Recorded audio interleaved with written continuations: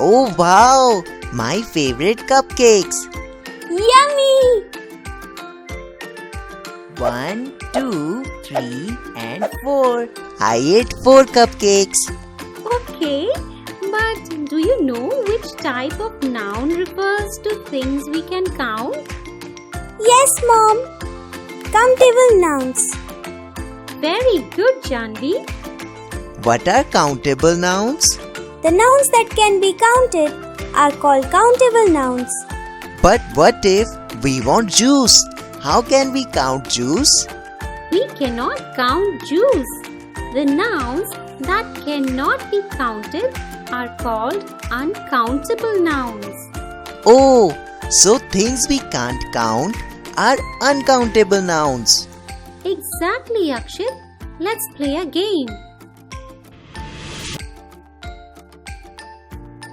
I have placed some items here. You both need to tell me which of these are countable and uncountable. Out of these, keys, apples, the bananas, and 2 glasses of water are countable, and the others are uncountable. Great job, Akshit. Countable and uncountable nouns are common nouns. Okay, Mom. Thanks for giving us so much knowledge. Yes, Mom. Thank you. Okay, Akshit and Janvi.